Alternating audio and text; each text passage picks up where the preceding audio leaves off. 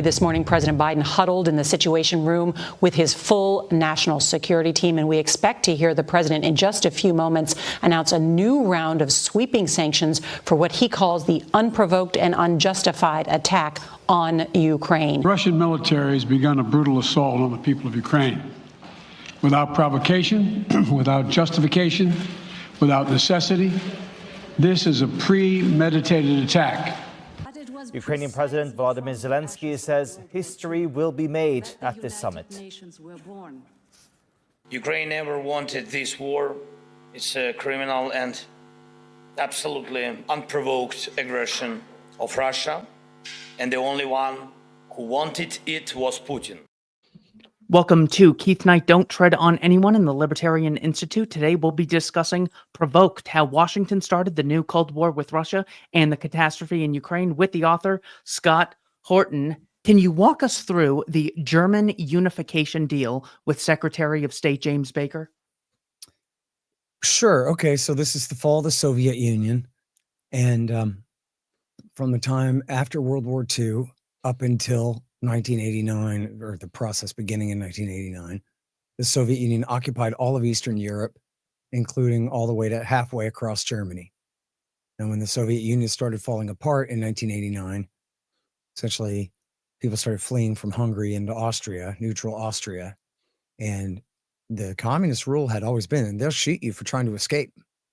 And that's real. I mean, people could not escape outside the borders of the Soviet Union. They'd be machine gunned. But when they fled from Hungary into Austria in November of 1989, the the Soviet Premier Gorbachev ordered his men to hold their fire and allow the people to go ahead and go.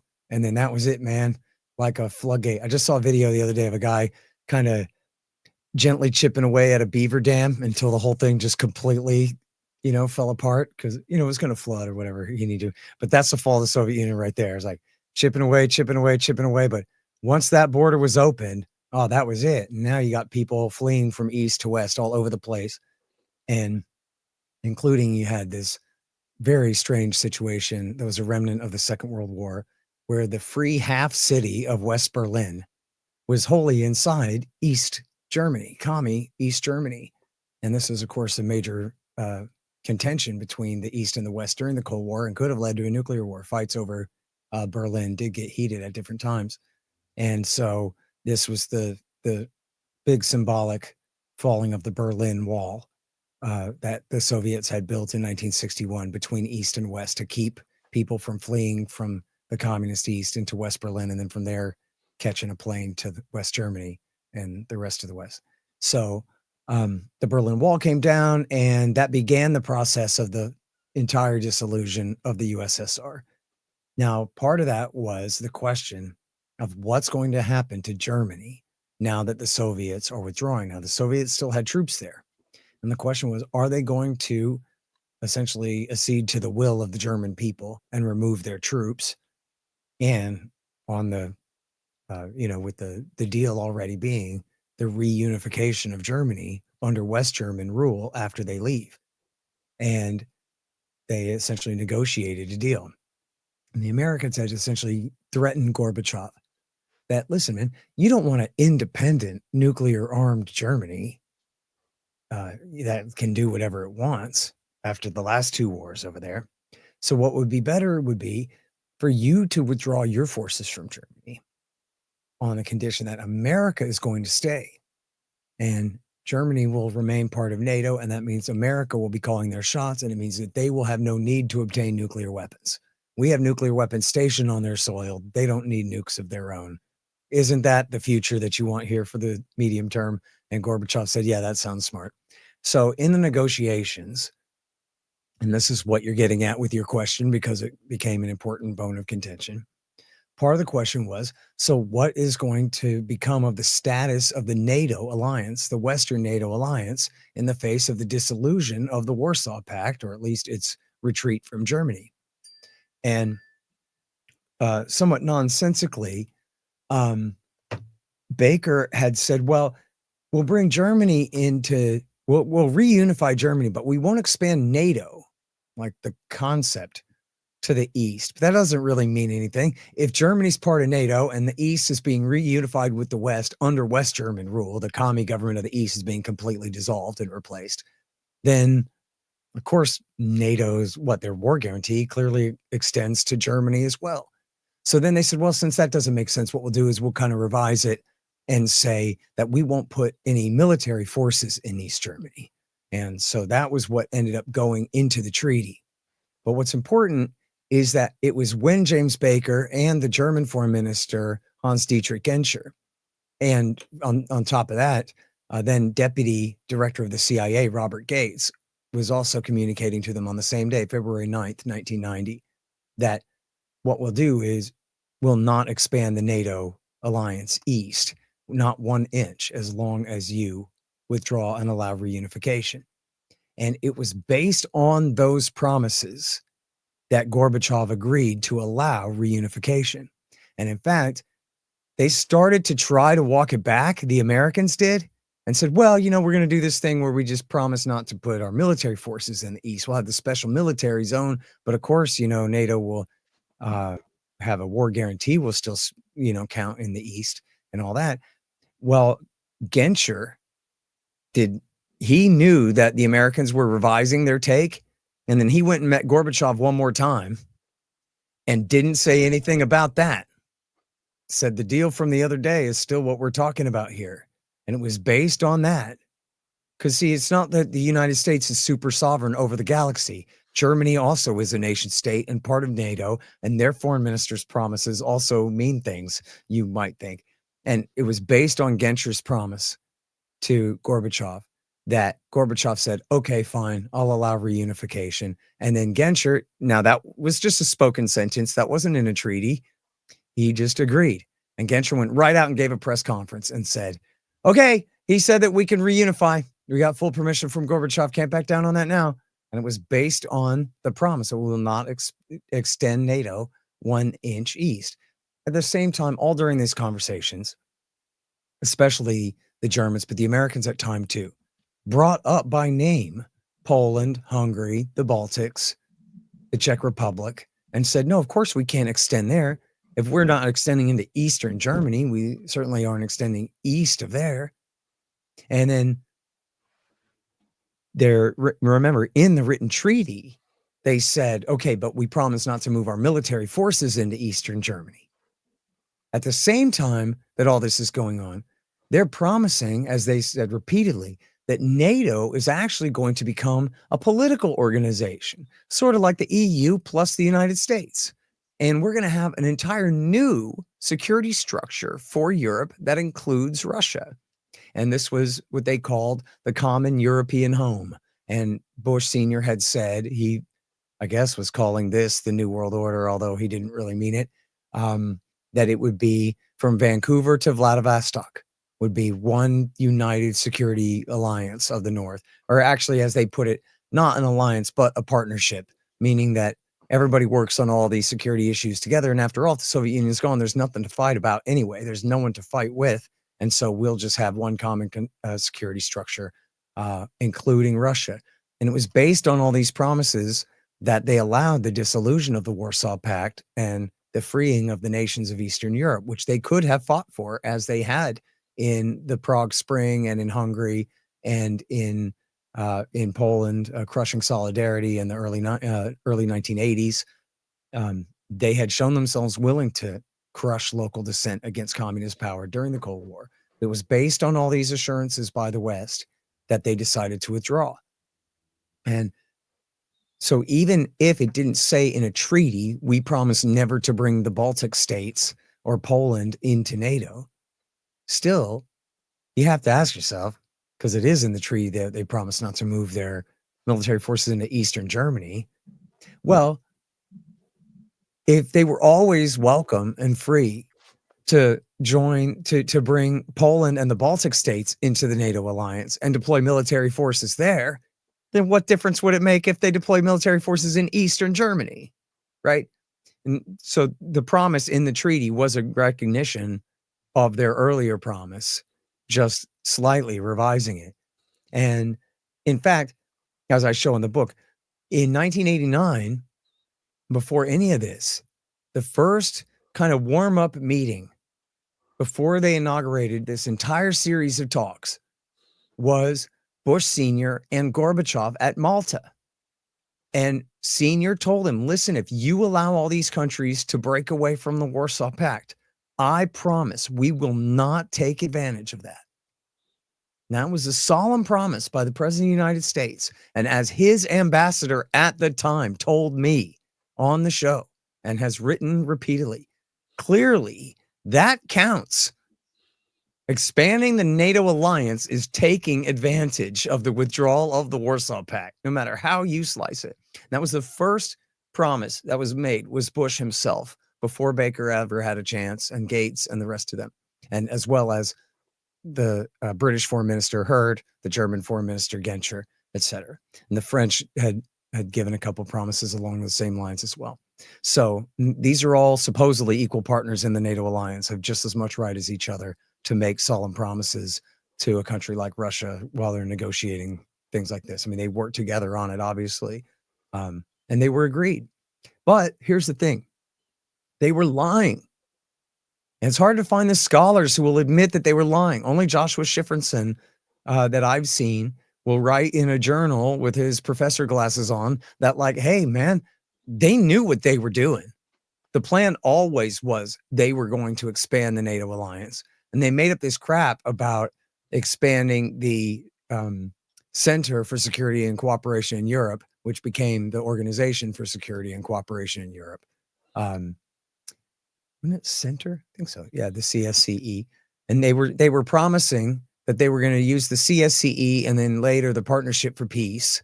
And these were why Russia didn't have to worry about NATO expansion, because NATO is not even going to be a military alliance anymore anyway. It's going to be a political organization. It's going to basically be an agreement between its states that they will not resolve their border disputes with violence, that they will maintain regular elections and civilian supremacy over their military and this kind of stuff. They want to be friends with the USA. They're going to have to do it the American way. But nothing, we're going to drop that whole military alliance thing. And they knew that they were just lying. They were telling Gorbachev what he needed to hear for him to get out of the way. And that was how this whole odyssey starts, essentially, with the Americans playing dishonestly at the end of the last Cold War. So I believe it was either Gorbachev or Yeltsin who publicly comes out and says, Russia hereby withdraws from the Warsaw Pact, and we are now, he didn't say this, but it's now referred to as the unipolar moment. What do we need to know about the unipolar moment and Dick Cheney's defense strategy for the 1990s? Okay, so we'll take yourself back to this situation. Put yourself in Washington, D.C. at this time. It had been, as I learned in school as a boy, was a bipolar world. And that meant that there was Washington, Moscow, and everybody else. And there was sort of the non-aligned movement in the third world. But essentially you were with, for powerful nation states, they were more or less aligned with Moscow or aligned with the US. China flipped from one to the other, right? That was the way it is. So then, China, it was Nixon that won China over in the early 1970s. So when the Soviet Union fell apart in 1989, there's nobody left to oppose the United States of America. Now, if Ron Paul had his way, and Secretary of State, President Paul and Secretary of State Pat Buchanan, what they would have done is they would have brought all of our forces home. And we said, listen, and this is absolutely Buchanan's line. Ron was already a non-interventionist anyway. But Buchanan's line absolutely was, okay, well, that's that. We took care of them commies. The commies are gone. Now let's come home. He wrote a book called A Republic, Not an Empire. And because as he recognized, as Garrett Garrett said, that one must forbid the other or it will destroy the other. You cannot have it both ways. It's as simple as that. And Pat said this is supposed to be a constitutional republic, so we should abandon the empire and come home. The British and the Germans and the French and the Russians can figure out their deal. They can do it. Without communism, they can work it out. China, Japan, Korea, they can work it out. Hell, we can host a conference and help them work it out. But let's bring our forces home. We do not need to remain out there dominating the planet like this.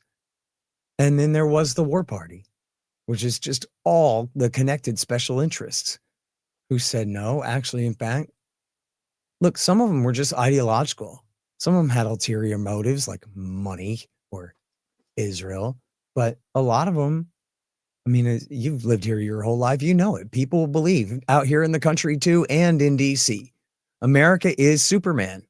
And not just Superman, but Christopher Reeve Superman, right? Like complete virginal, innocent Jesus figure that at great cost to itself goes around helping people. Like that's it. You want us to stop doing that?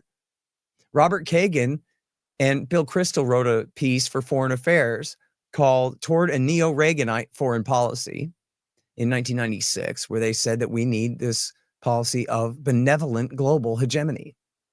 And Robert Kagan said, John Quincy Adams said that America goes not abroad in search of monsters to destroy. But why not? We're the greatest monster killing machine in the world, man. That's exactly what we're supposed to do, is go out there and kill the bad guys. But of course, as I'm ruining the book for you now, the Kagans are the bad guys. And building this world empire, and he's one of the major co-authors of Iraq War II, happens to be. His spouse is one of the major ringleaders of American Eastern European policy over the last decades, since the W. Bush years, since the Clinton years. She worked for Strobe Talbot in the Clinton years. They wrecked everything in the name of holding the world down and keeping everything from getting out of control. And they do think that what they're doing is right. Most of them, a lot of them, have ulterior motives and like making money and this and that. But, Charles Krauthammer, for example, is a dyed-in-the-wool neoconservative, Cold War Democrat turned Reaganite type, writing for the Washington Post. Just said, he's the one who coined the phrase unipolar moment in the foreign affairs. He's the one who said, absolutely unashamedly, I say we stop at nothing less than universal domination.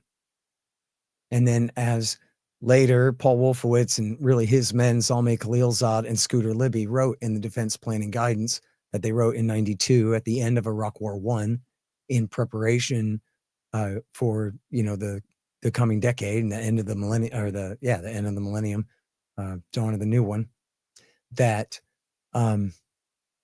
America would remain the dominant force in the Middle East, Europe, and Asia, and would allow no near-peer competitor to really even consider a challenge to us, to even build up enough to try to challenge us, not only any foreign power, but any regional grouping of foreign powers. China, Japan, and Korea think that they can gang up on us. We'll stop that too. Like that would ever happen. But anyway, that was the point, was America will be, the middle part of North America will be the dominant force in the Middle East, Europe, and Asia from now on, in order to prevent things from getting too hairy out there. And that's basically the deal. As Joe Biden says it, as they all say it, as you've heard a million times. If not us, who? If it wasn't us, it'd be China, which of course is stupid, right? China can't afford it. And really, think about it. I think Chairman Xi has been looking at George W. Bush and Barack Obama and Donald Trump and, Joe Biden, this era, and saying, yeah, that's what China should do, is blow our own damn brains out, killing a few million people around the world, making the world hate us and accomplishing absolutely nothing for it.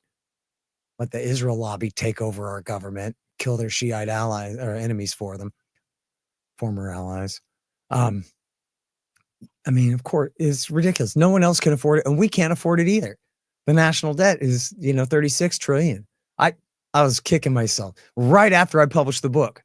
Like the day I published it, just a few hours later, I saw a new story. No, it's not 35. It's kicked over to 36 trillion now. Dope, man. I just hit go on that thing. So we can't afford it, and neither can anybody else afford to be the global hegemon. But the idea is that this is the right thing to do. And of course, that they don't want to have to get real jobs.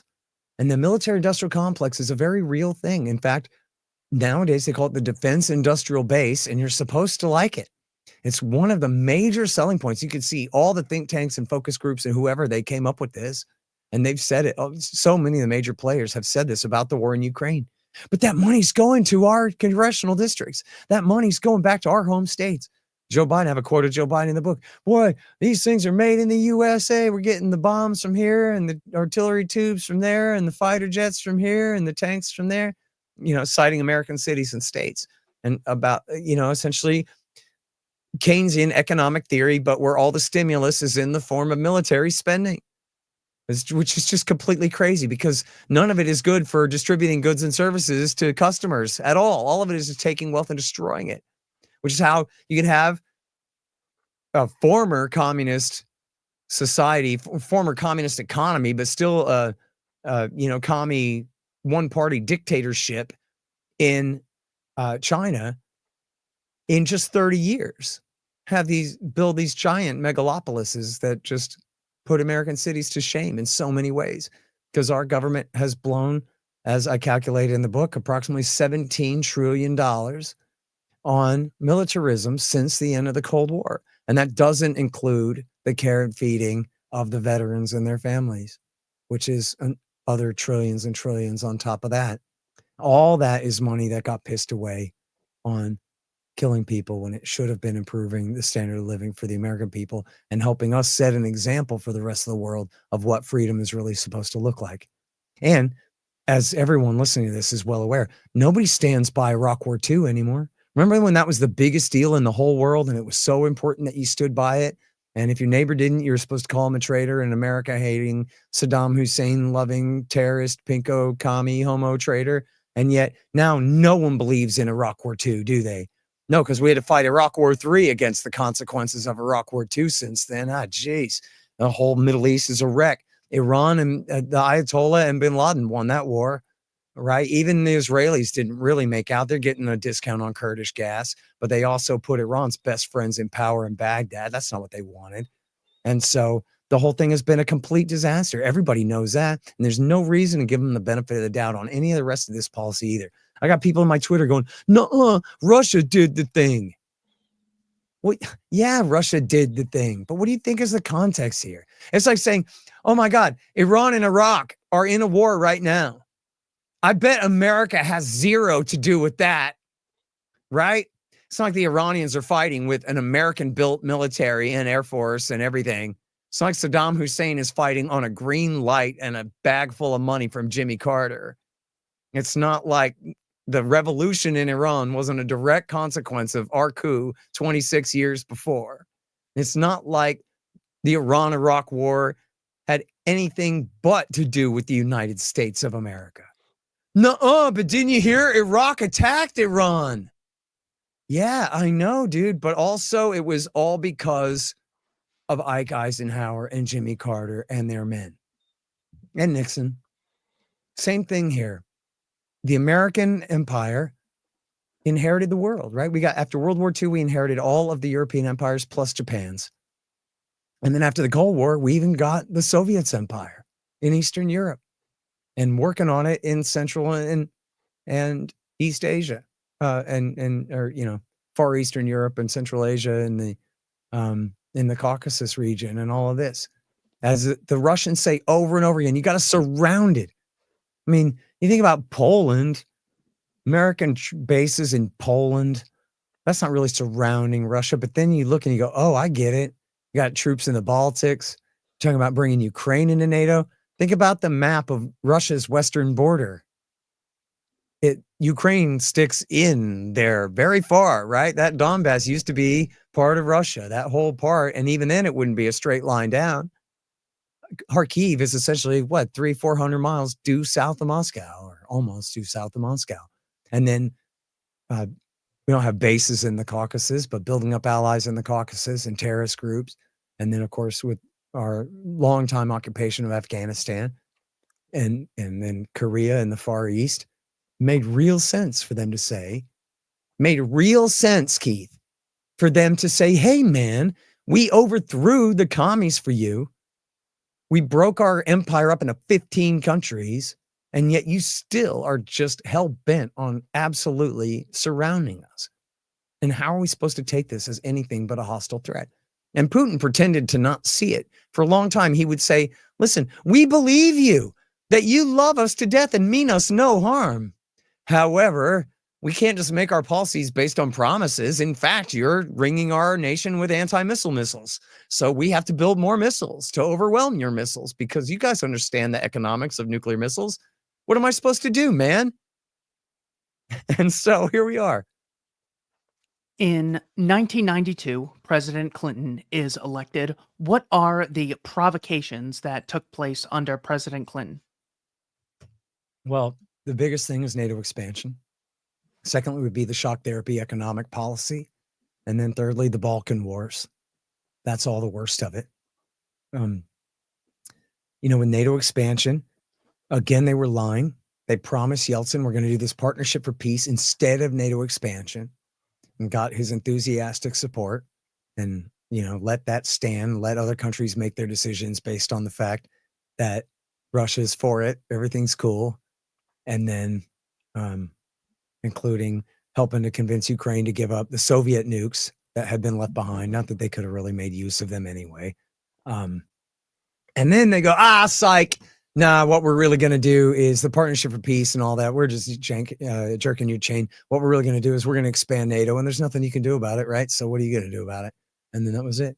And so they went. Where did they expand NATO to? Which countries under Clinton? The first round was Poland, Hungary, and the Czech Republic. But they let the others know, and they began the process of the membership action plans for the Baltic states. And I guess the first of the Balkans or whatever, maybe Romania and Bulgaria. No, I already said Romania. No, Romania and yeah. But Bulgaria and then some of the other, I guess, Balkan states were brought in the third round under W. Bush.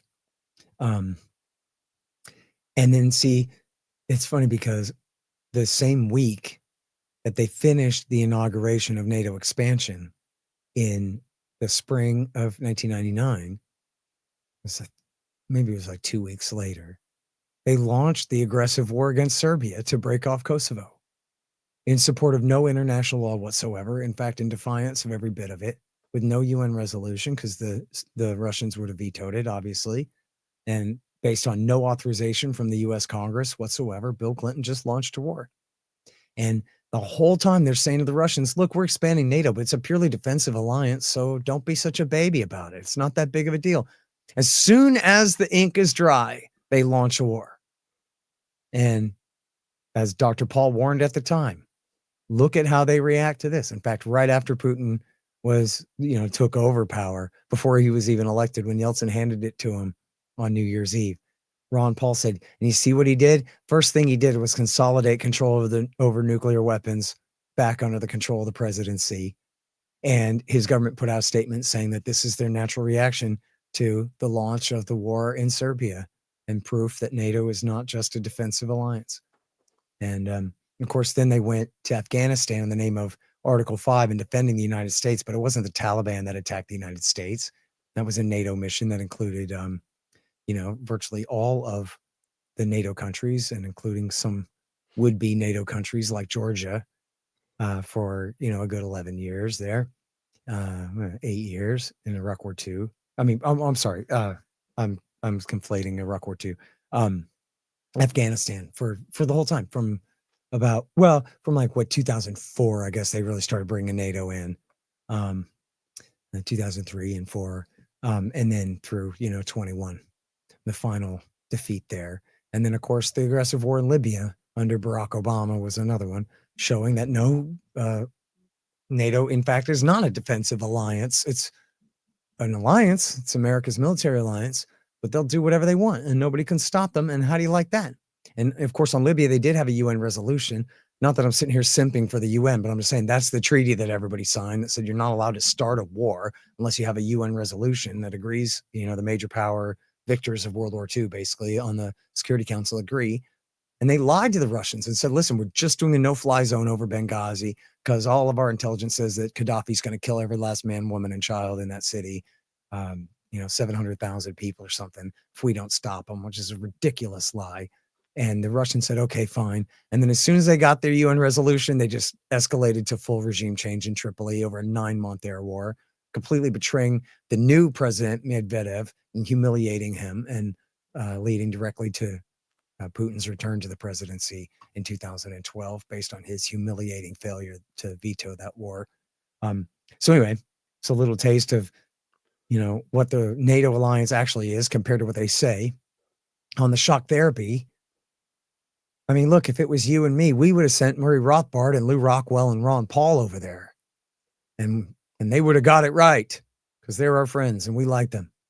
But what happened was George Bush and Bill Clinton sent Harvard over there, and they're capitalists. They're not communists. They're not leftists. They're neoliberals. They are center left.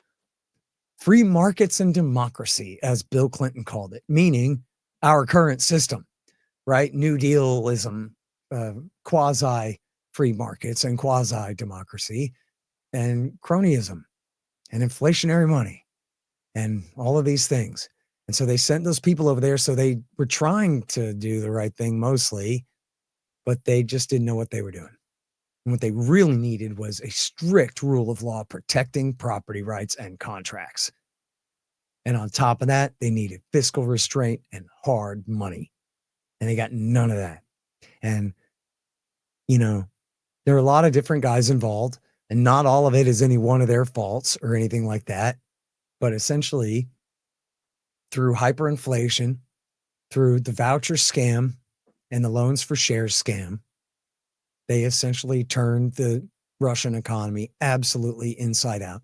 Now, we're talking about a communist economy, and I'm not like calling names. I'm saying the national government in Moscow owned everything, okay? It was literally a Marxist Soviet commie union, not just the political flavor of it, but that was how the economy was run. Everybody's a government employee. All of the property is owned by the state. And so how were they going to transfer from that to Rothbardian free market purity and perfection? Well, it was going to be a hell of a task, right? And they blew it. Everybody involved blew it. And of course, the Russians are responsible for their part in it. There's no point in playing down the Americans' role because they accepted responsibility for it. They bragged about it at the time they were doing it and thought they were doing the right thing and getting away with it. And then they took responsibility for it after it failed and said, boy, we really screwed that up. So there's no point in saying that, no, it was all the Russians' fault, not the Americans. The Americans, look, here's what I'm trying to say. There was going to be some kind of deindustrialization, right? The whole economy was a zombie economy. A lot of those factories were going to not be able to survive in a free market context, right? So there was going to be some level of deindustrialization. But what happened instead was the absolute wholesale deindustrialization of Russia, the absolute hollowing out of the carcass of its commie economy, so that they just had virtually nothing to build back up from. They just, the gangsters who were not businessmen, they didn't have any skills, they didn't have any interest in building up the economy. They essentially were taking property and then stripping it and selling it off and spending all the money on coke and whores and expensive cars and having a good time, entertainment for themselves at the expense of their own society that they ruthlessly exploited. And then those companies were all just driven into the ground. And this led to an excess death count of something like 5 to 6 million people, something like what happened in the absolute worst wartime, a collapse in GDP equivalent or worse than even when Nazi Germany invaded the Soviet Union in terms of percentage of gross domestic product. It was an absolute catastrophe. And really, there are a few studies out there that I didn't really get a chance to delve into this too much because it was just too far afield for my book. Although it is an omission that I don't really cover how shock therapy took place in Ukraine. I kind of allude to it a little bit, but there are a bunch of studies out there at JSTOR and everything about how this is true kind of for all of commie Eastern Europe. So after all, Western Europe was in charge and they didn't want a bunch of competition. They weren't acting in angelic public spiritedness of welcome to the West, welcome to capitalism and free markets and the new world. They're just threatened by cheaper labor. They're just threatened by, cheaper natural resources and cheaper labor in the East undermining their stuff. So they all just want to be protectionists. They don't want to help these people up. They want to keep them down. And the Americans too. And Jeffrey Sachs and many of these guys concluded that the reason that they couldn't get the help that they wanted for the Russians was because the Americans preferred to weaken Russia. They preferred to hurt them. And the thing is about it too, and I know you're too young for this, but I'm sure I know you've heard of it, but I was raised on this, man, that And see, they would never admit that it's all Woodrow Wilson's fault, Keith, except that they don't blame Wilson. They blame the Senate. They blame Henry Cabot Lodge in the Senate for refusing to ratify the League of Nations Treaty. It's not Woodrow Wilson's fault for getting us into World War I. It's the Senate's fault for not ratifying the creation of the League of Nations.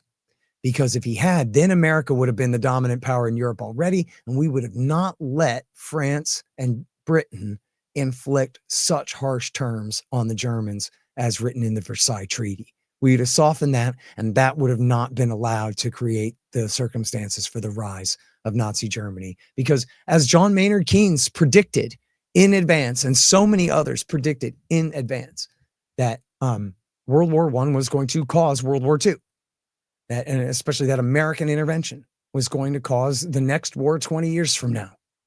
And everybody knew, it was just undeniable. My 7th grade government school teacher said, France and Britain, and it's true, France and Britain inflicted these absolutely horrific terms on the Germans. I think they might have omitted the blockade that they kept for more than a year after the war. Maybe it was 2 years after the war. It's horrific the way they treated Germany. And so when the question is, how could the people of Germany, the place where all that great stuff came from and whatever, music and art and culture and whatever, Christendom, how could they have turned to Hitlerism? And the answer is, F you, that's why, right? Like, that's why. Revenge. And he promised to make up for what had happened to them at the end of the war, to get their territories back, to give them their dignity back after they'd been completely screwed. And so then, Keith, America learned that lesson at the end of World War II. Again, I'm telling you, my elementary and junior high civics education here, okay?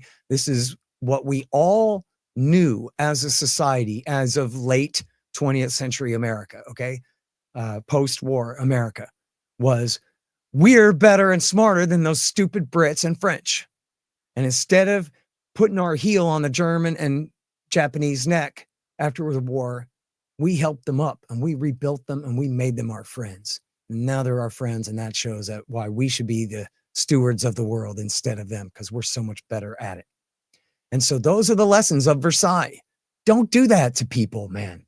You beat a guy, be a good sport about it, or you're going to have blowback, right? That's it. So then what they do, the Bush administration and the Clinton administration, that's Bush Sr. and Clinton, they said that. They go, we got to heed the lessons of Versailles. And then they didn't. They said, we got to be magnanimous about this. And then they weren't. And they exploited them and they rubbed their face in it. And Jeffrey Sachs and the rest of these guys say it was deliberate. And I have so many quotes throughout the book of different people, especially in the Clinton years, expressing the conventional wisdom that, look, if the Russians don't like it, what are they going to do about it? Does that sound like Christopher Reeve's Virgin Boy Scout Superman to you? What are they going to do about it? No, that's bad guys talking. That's bad guys talking. Well, come on, Russia's a pale shadow of what they were. And if they don't like it and they react against what we do, well, we still got NATO.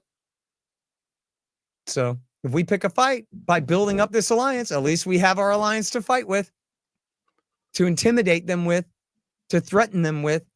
Does that sound like a new world order, or that's just going back to the 19th century? That's the Americans claiming universalism and globalism and the rule of law when they're doing nothing but act just like the damned British. Yeah, there definitely seems to be a correlation between countries that embrace more free markets and have a significant increase in life expectancy, whether it's Britain, America, Eastern Europe, Singapore, places in China, South Korea, but that did not happen in Russia. And when you read those quotes that you mentioned on top of it, it certainly seemed like a deliberate plan to actively weaken Russia. As the defense planning guidance mentions, they can't tolerate a single competitor in the world. Yep. When it No, comes listen, to, I skipped this, but it's in the book. I got a whole section on Bosnia. Bush Sr. started it. Bill Clinton also made it worse, and it was horrible. And so that's in there too. and the case of Kosovo, is that the one where I actually don't, I'm not as familiar with this as I should be. When it comes to Milosevic was the bad guy who Clinton was stopping from engaging in genocide. Was that in Kosovo? Well, that was what they claimed, yeah, but it wasn't true. That But that was the claim. Okay. right, When it and it comes was to purely in a civil war. So they claimed, by their interpretation of the law, and I go through all of this, by their interpretation of the law, Bosnia had every right to secede. And so at that time, then at that point, if Serbia, and this is debatable and whatever, but if Serbia is fighting a war in Bosnia, they could at least sort of pretend that that is a war between sovereigns, not a civil war after the secession, which they recognized. Okay. But Kosovo was always part of Serbia. And it was dominated by ethnic Albanians, and there was a huge, potential conflict there.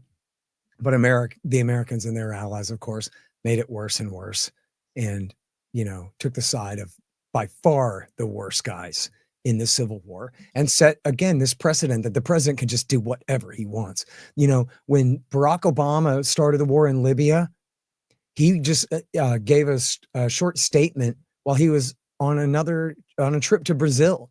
He didn't come home and sit down in the Oval Office and go, "My fellow Americans, here's why I just started a war without Congress and do whatever I want." He's just like giving a press conference, like, "Oh, by the way, I hereby start a war against Libya." That was the precedent set by Bill Clinton in Kosovo, that I can intervene in a civil war on no authority from anyone, anywhere whatsoever. And nobody stopped him. Nobody impeached him and removed him from office for that. They had just finished impeaching him over BS. So they had no political capital for that. And the Congress was run by Newt Gingrich and Trent Lott, who might as well have been Hillary Clinton anyway. So, yeah, it's amazing that the fact that there's a civil war, they justify engaging in intervention, as though they don't constantly celebrate the Civil War that Americans had as the greatest triumph of good over evil in our history. Constantly saying, "Well, we had to intervene against Bashar al-Assad in his civil war." yeah. By the way, when they started the war in Yemen, again, Barack Obama started that war with much less a declaration war, no authorization from Congress whatsoever. And he didn't even announce it. You know who announced America started when America in March 2015, when Barack Obama declared war on Yemen? Bernadette Meehan, the spokeswoman for the U.S. State Department, issued a paper press release. Said, by the way, the U.S. is bombing Yemen for the next 10 years. We're going to kill 500,000 people minimum. When it comes to Bush Sr. expanding NATO into Bulgaria, Estonia, Latvia, Lithuania, Romania, Slovakia, and Slovenia, we have more NATO expansion. When it comes to the treaties, what other provocations as far as treaties go did George Bush Jr. get the U.S. out of? Well, the big one is the anti-ballistic missile treaty, which had been initially signed. I forget when it was ratified, but it had originally been negotiated and signed by Richard Nixon. And it said we're limited to, I think, 2 or 3 anti-ballistic missile sites because, as it says right in the thing, with an eye toward limiting the arms race. You could say it's perfectly fine to have a defensive anti-missile system, but you have to understand the other side's just going to make more missiles. And you can make your anti-missile systems more and more effective, and then they can build even more missiles than that.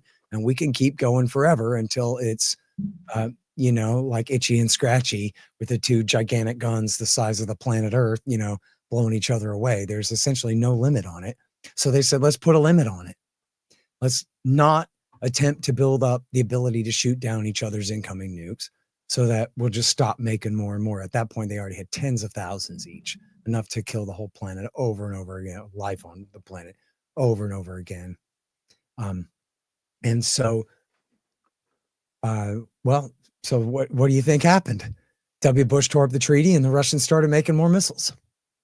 Bush he started this. I just saw they just activated one of these Aegis onshore systems in Poland the other day, dude, after all this time. God, what a boondoggle. The whole thing is just such a ripoff, Keith.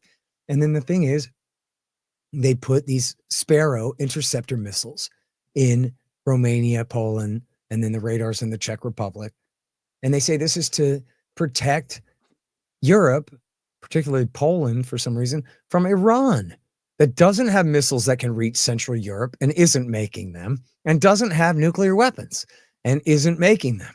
And so what are we even talking about here? It is completely unbelievable. When Bush said it, I swear, man, I searched so high and low, and I asked friends to help me, and I asked this stupid AI chatbot on my phone to help me find. I could never find it, but I swear to God, this is true, dude. I remember this. Bush was at some G8 meeting or something, and he goes, well, the missile system's for Iran. And the whole room busted up laughing because it's just so stupid. What are you talking about? I can never find that. Like, I know somebody had blogged about it at the time or something. It was around back at the time, but Link Rot just murdered it off the internet. But I remember But when Obama said it, they were all like, oh, yes, that sounds very important that we shoot down Iranian missiles. But then, so here's the controversy, Keith, okay?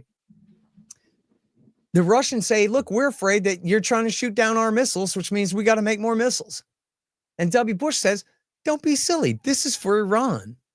And as proof of that, can't you see that we don't have enough anti-missile missiles to shoot down a salvo from Russia? You guys could nuke Europe off the face of the earth with thousands of bombs, certainly high hundreds of bombs. We have nothing like the capability to shoot all that down with these rockets. Okay? So that can't be what they're for. So Putin and Lavrov, they go, well, actually, that makes sense. I think Medvedev had said this as well. That's actually a compelling argument, Mr. Bush. Okay, but so then maybe it's the fact that those are dual-use launchers that can fit Tomahawk cruise missiles that can be fitted right now under the old treaty that Trump tore up, the INF treaty. We do not tip our Tomahawk missiles with H-bombs, but we can. And the Mark 41 is MK-41 missile launchers, Aegis onshore missile launchers that are used to hold those Sparrow anti-missile missiles can also fit Tomahawk cruise missiles that have a very short flight time to Moscow and pose a very credible threat. And so what do? They immediately move their nukes, or at least nuke-capable missile systems, into Kaliningrad and into Belarus to say, like, well, what are we going to do? We got to target your missiles with our missiles now. The whole thing is a giant escalation and achieves nothing. And George Bush, by tearing up that treaty, essentially, he wasn't just helping to really, inflict a major wound in America's relationship with Russia. He really was betraying all of mankind with that. That's treason against just humanity itself. The enemy is the fusion bombs, not the Russians. It's our fusion bombs too. That's the enemy. That's who has to be kept at bay forever, is atomic and thermonuclear weapons. We cannot have these used. And what Bush did was increase the likelihood of their use, period, which makes him, well, tied for worst person of, since the Second World War, at least. I'm sure Barry Weiss would like to give him a run for his money. When it comes to NATO expansion in general, what is the problem with NATO expansion? Okay, I'm sorry you've gotten into that. You mentioned NATO is also an offensive alliance. Who were the voices at the time saying NATO should not expand? Just a bunch of hippies from Woodstock? Who were the big voices saying, look out, there are downsides to expanding NATO? Well, first of all, our good friends like Ron Paul, Ted Galen Carpenter, Pat Buchanan, and all these great libertarians and paleo conservatives were our friends and great on it.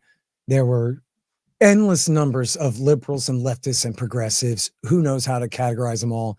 If I could probably ask somebody, maybe Gareth Porter could give me a good list of everybody who also was determined to not go this way.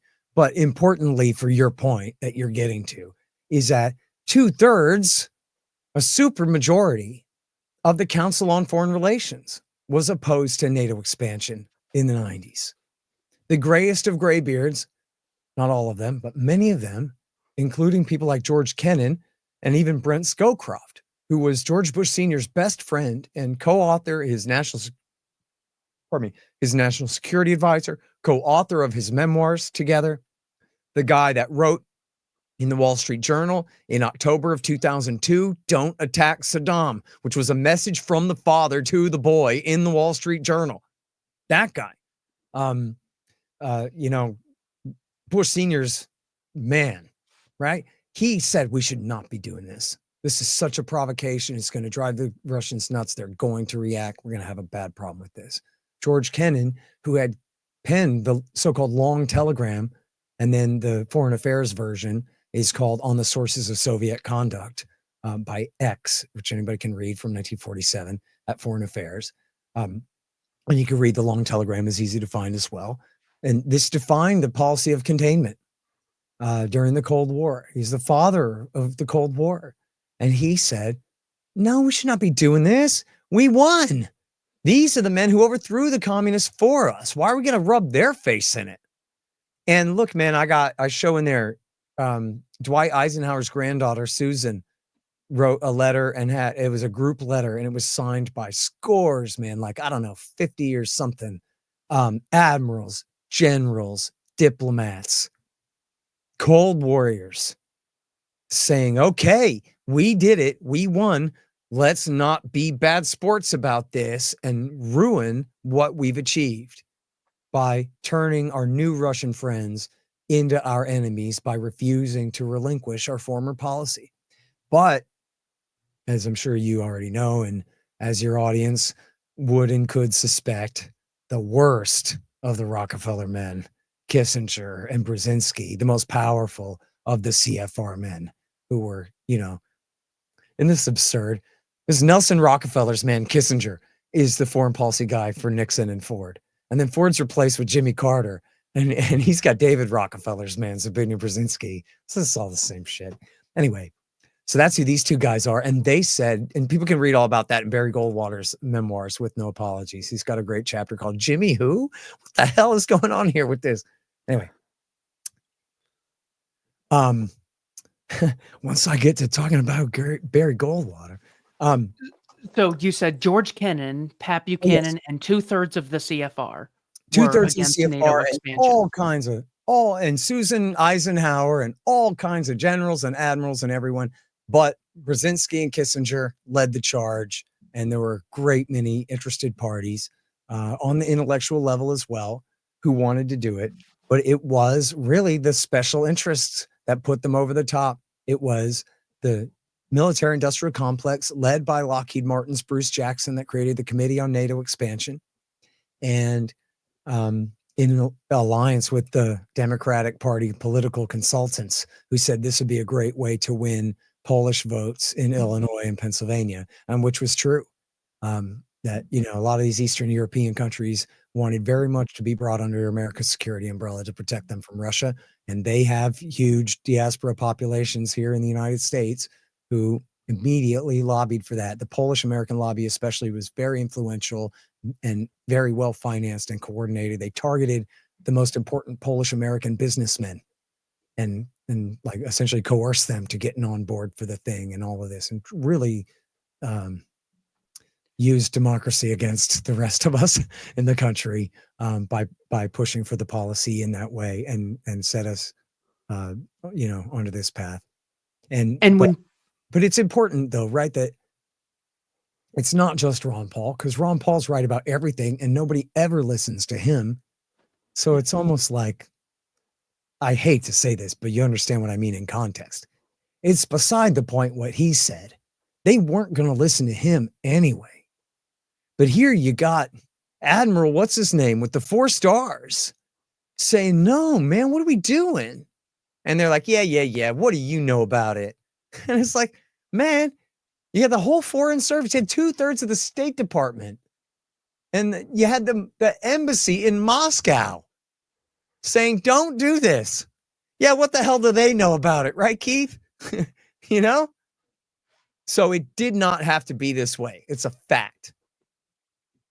And you mention a number of specific worst case scenarios that William Burns said could happen if NATO expanded. Who was William Burns, and what did he say could happen if NATO continues to expand?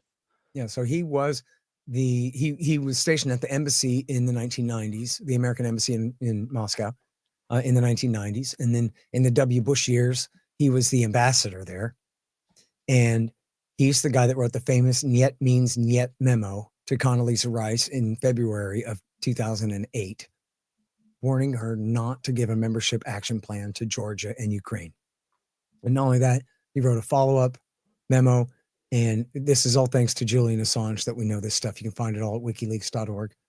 And he also talks about it in his memoirs and quotes himself from an email that he wrote to her, urging her that, listen, I understand the political difficulty and the position that you're in here, and all the incentives and pressures on you and stuff, but you really should not be doing this. And he says, if you don't understand what I'm saying, you might as well just stop reading now. You know what I mean? Like, you can see where he's like throwing up his hands. Madam Secretary, please. I know that there's all this like office politics inside the White House. George Bush wants this done and he's your president, right? But you got to stop him. You can't do it, man. We can't do it. He's our current CIA director. He's a guy who had the responsibility of stopping this war.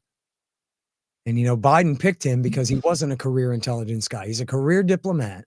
He knows Russia best. But Biden's marching orders to him were not stop this war, Bill, unfortunately.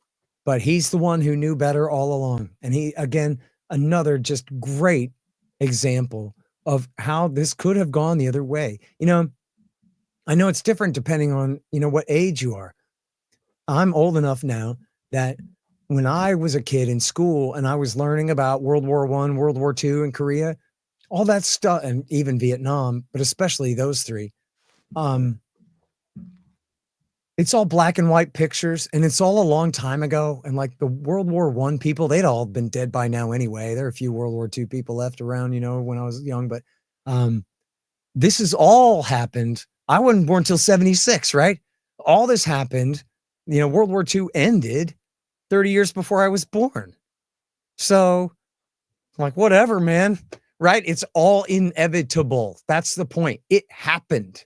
What are you worried about? There's nothing to argue about. There's nothing to consider, really. This is the history of things that were decided, whatever, right? So I understand that. Well, that's how like Iraq War I is going to feel, or maybe even Iraq War II might feel to people today. Some of this just feels like, geez, it was before I was interested. It's before I knew about it. The Bosnia War, the Kosovo War. This is all this stuff that happened back in the 1900s, right? A long time ago, depending on your age. And so it all sounds so very inevitable. But again, this is George Bush's right-hand man, Condoleezza Rice's right-hand man, William Burns, telling her, no, stop, don't, come back. And they didn't. And why? Public choice theory. You could have written the line yourself, Keith. I know you. You know the economics of politics. This was a legacy building operation for George W. Bush. Because it's big. Get it? It's big and it's bold and it's something. And this is 2008. His lame duck year. He's done. It's an election between some other guy and some other guy. He's on his way out. He completely botched the absolutely unforced error of Iraq War II. He humiliated himself with his public announcement that, well, I guess it'll be for other presidents to decide how this war ends. And the guy threw the shoe at his head when he went to try to do his so-called victory tour in Baghdad. He's humiliated. I don't know if the shoe was before or after Bucharest, but anyway, this was to build Bush's legacy. This wasn't about us, the American people. It wasn't about Russia. It wasn't about Ukraine or Georgia. It was about George W. Bush doing something important. And again, of course, completely botching it, getting it wrong, and ruining everything for everyone else. He's absolutely it. Did Dick Cheney want George Bush to go to war with Russia in 2008? Am I remembering this correctly? Yeah, afraid so. And I got a lot of multiple sources on that too. This is when America's ally, Saakashvili, who'd been installed in power in the Rose Revolution, the fake coup, color-coded revolution of 2003, decided to launch a war to attempt to reabsorb the breakaway provinces of South Ossetia and Abkhazia, starting with South Ossetia. The first thing he did was kill Russian peacekeepers who were there under a deal brokered by the EU and ratified by the UN Security Council, et cetera. Perfectly legitimate presence there, not some occupying army or something. And First thing they did was, and then they bombed apartment complexes, killed hundreds of people in their attack on Tishkent, and which is the capital of South Ossetia. And so the Russians came under the tunnel. It's called the Roki Tunnel, R-O-K-I, Roki Tunnel, under the Caucasus Mountains, and came to push the Georgians back out again. And when they were doing so, Dick Cheney and or his staff, it's reported different ways, and I bring you different footnotes from the different claims here, but it was either Cheney or his staff. I don't think we have names for who it might have been under him who was saying this. If it was, let's see, Libby would have been gone by that point. Maybe it was Victoria Nuland. I don't know. But some say it was Cheney himself was proposing that America launch missile strikes on the Roki Tunnel and collapse the Roki Tunnel and kill the Russian soldiers coming through. Like launch a cruise missile down set it off under the thing and blow them up and kill them. And the way the anecdote, I believe Barton Gellman's version of it was that Bush said, okay, who agrees with Vice? So we ought to bomb the Russians. And then Hadley, who had been known as Cheney's spy in the first term, apparently he was like Bush's bodyguard at that point. And Hadley had already gone around and made sure that everyone was going to keep their damned hand down when Cheney said that or when Bush said that. And so nobody agreed and the issue was allowed to go. But he's a heartbeat away, and not his heartbeat, Bush's heartbeat. Cheney doesn't have a heartbeat. And that guy could have been very easily, Bush could have tripped and fallen and broken his neck. He was dumb enough. He could have hurt himself bad enough that Dick Cheney could be, I don't know. I never bought the choked on a pretzel thing. I always thought that was like some weird, like Freemason ceremony where his dad punched him in the eye. His dad had been at the White House the day before that. How weird, the thing where they all get a black eye. Like, what is this weird little cult you guys are in anyway? I never bought that pretzel thing. But anyway, he is dumb enough. He could have choked on a Dr. Pepper to death and on a near beer. And then Cheney would have been the one to decide whether we fight Russia or not over Georgia. And listen, here's how unfamiliar and therefore completely, of course, unimportant former Soviet Georgia is to the American people. When you talk about it, you have to call it former Soviet Georgia. So people know that you're not talking about America's Georgia, the one that we care about. And if you told people it's over there between the Black and the Caspian Sea, they'd be like, I think I remember that from the last time I looked at a globe 25 years ago, the Caspian Sea. I've heard of that. Isn't that in the middle of Asia somewhere? Are you kidding me? Former Soviet Georgia. And when the war broke out in 2008, there were anecdotes like this. There were Americans who were terrified because they know nothing about history. They know nothing about geography. They know nothing about context. They really thought, grown adults really thought, and I'm not making fun of them. I'm just saying, like, whatever. I don't know. It's true. People were really afraid that the Russians were landing troops in our Georgia, between Florida and South Carolina, that they were killing our people, that we were going to have to go to war with Russia. And they were terrified out of their minds. They're calling their families, trying to get a hold of people. Is everyone okay? Because they can't imagine that, what the hell, if there's another Georgia over there in Central Asia, that probably belongs to Russia anyway, right? Doesn't it? And if the Russians are invading it, then what the hell do I care? What does that have to do with me? You say the Russians are invading Georgia, you scare the hell out of me. I thought you were talking about my friends live in Atlanta, dude. Like, what, right? And so, yes, Americans are unforgivably ignorant, okay? But also, the American empire was getting in trouble very far from home. They had no right to intervene. In fact, I did a debate with a neocon, F-level neocon named Harvey Kushner at the University of Texas. And he was talking about how, America's not an empire. We're just over there keeping the world safe. Like, recently, didn't you hear about those dang Ruskies invaded Georgia?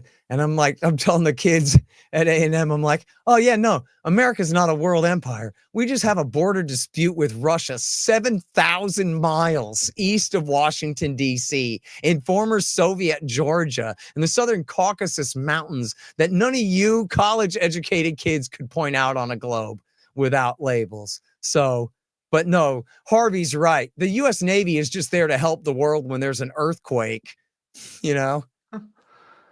President Obama, in his book A Promised Land, mentions color revolutions in Kyrgyzstan, Georgia, and Ukraine. When he talks about Ukraine, I believe he's referring to the 2004. Right. What are color revolutions? Color revolutions are just coup d'etats, American coup d'etats dressed up as popular uprisings. And they have to take place in these, what the Americans call semi-democratic states. What would they know about semi-democratic states, Keith? I don't know. But it's got to be a democracy enough that they have regular elections to dispute, because that's the template is, hey, our exit polls say that those ballot results are wrong. And everyone has to accept our exit polls instead of your ballot results. You're definitely cheating and we're not. And so that's usually what happens is it's when they lose an election and refuse to accept it. And then with tens or hundreds of millions of dollars from the American National Endowment for Democracy, International Republican Institute, National Democratic Institute, and a great many different George Soros funded think tanks, they camp out. They refuse to give up. And this is often in very poor countries where this is absolutely the best job that you could have, would be being a professional protester outside. And so that people flock to the capital city and essentially, riot, hold protests and riot and force a change in regime. And that was how they did it in the Rose Revolution of 2003 and the Orange Revolution of 2004, really with the, I have a whole list of them in there. I mean, they did this in Slovakia and even against their friend in Slovenia and in Croatia. Wait, Slovenia? No, in Croatia, they overthrew their buddy Tudjman. He was about to die. He died right before the election anyway. But that was Bill Clinton betraying his own guy that he helped in the Bosnia War and in Operation Storm and all that. And then they overthrew Milosevic in 1999 or in 2000. In 2000. And then, the Rose Revolution, 2003, they did the Orange Revolution in Georgia, then the Orange Revolution in Ukraine in 2004, and then in Kyrgyzstan in 2005, they did what was called the Tulip Revolution, or sometimes it was called the Lemon Revolution.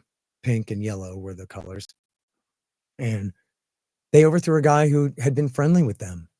And it was, one of the main reasons. It's crazy, but I even quote Daniel Fried as the one describing, the Russia hawk is the one describing this group, Hayat al-Tahrir, this Islamist group in Kyrgyzstan, as like, these guys are bin Ladenites. I mean, they claim to be nonviolent, but they're actually not. They've committed all these terrorist attacks. Their propaganda justifies September 11th and all this stuff that happened to us. And yet the Kyrgyz government's persecution of that group that was supported by George Soros became one of the reasons, one of the excuses for doing the coup in the name of human rights. And this is in 2005. And George Bush had declared war against bin Ladenites who didn't even exist yet in Somalia. They wouldn't be bin Ladenites in Somalia for another few years, but he declared war against Islamist insurgents from Somalia to the Philippines. But in Kyrgyzstan, we're very concerned that the government has been arresting these bin Ladenites lately that are financed by the George Soros government there. And then he had refused to allow America to station AWACS, Air Force control planes there, and had allowed the Russians to reopen up an air base about 30 miles away from the American air base there that was being used to service the ultimately failed war in Afghanistan. And so that was another one. They failed with the Cedar Revolution in 2005 in Lebanon. They also failed in 2009 with the Green Revolution in Iran. And then there's like the Umbrella Revolution, which I forget if that was under Obama or Trump. The NED tried to do that umbrella stunt in Hong Kong. Same kind of thing. National Endowment for Democracy financing these groups, protesting to overthrow democratically elected governments in the name of democracy, of course. In 2014, there was a color revolution with Amy Klobuchar. I think Chris Murphy and John McCain were also there in 2014 in Ukraine. Can you walk us through what happened in this coup / Euromaidan revolution?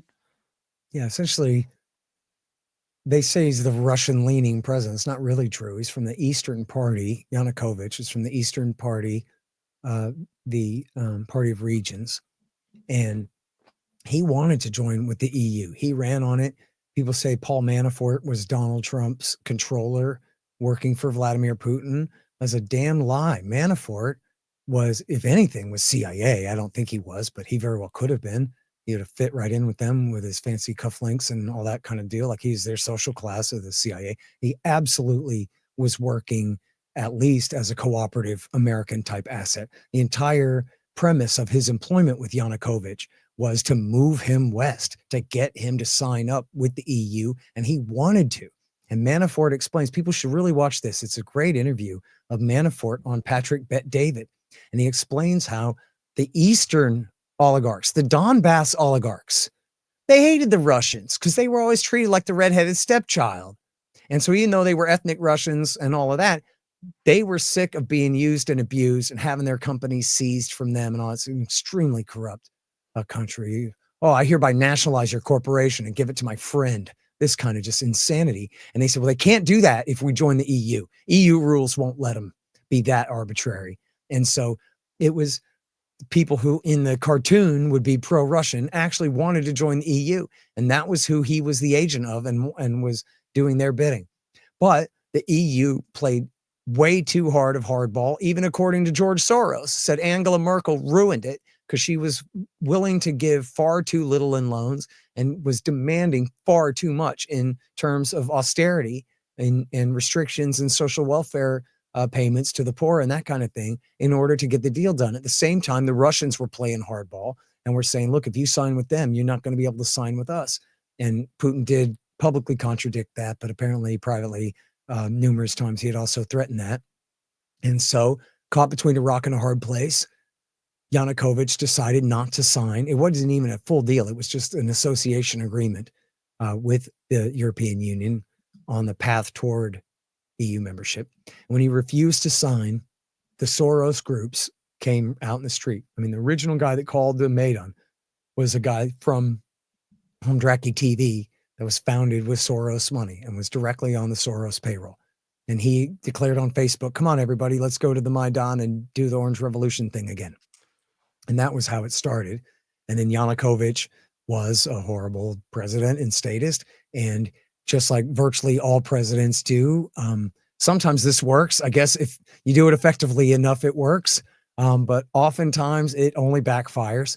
He clamped down with violence on the protesters numerous times in ways that really only backfired against him, including in January when the thing had really just petered out. People were going home and the groups, the NGOs were running out of money and the thing. And right as it's all falling apart, they passed what were called the dictatorship laws, is what the dissenters called them, that essentially outlawed the kind of protest that you don't need to outlaw right now. They're going home. And then that just reinvigorated the whole damn thing again and all that. So that was, very clumsy policy on the part of the currently serving president there. But then the whole thing ultimately culminated in a violent street putsch by to put it very politely, the radical right in the street there on February the 21st and 22nd of February, 2014. And they threatened to murder the president if he didn't leave town, and he left town. And they took over the government buildings, and then the American government immediately recognized the new coup d'etat junta. They impeached the president with less than the supermajority required, and literally with Nazi thugs with guns standing around inside the parliament, monitoring them to make sure they vote right. But they didn't have the votes because they had already banned his party from showing up there. So they didn't even have the quorum or I don't know if they had the quorum, but they didn't have the numbers that they needed for the vote, but they just impeached him anyway. And then they immediately went to war. And one of the first consequence was the Russian seizure of Crimea.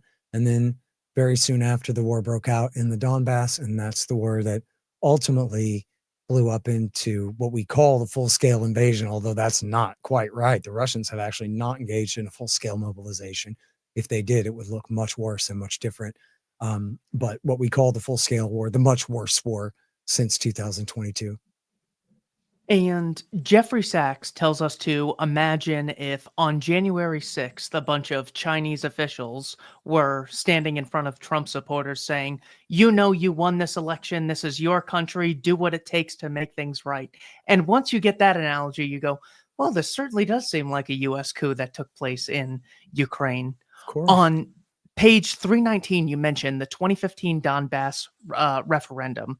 I believe it was 2015. It might have been 2014. What was the Donbass referendum, and who are the groups going to war?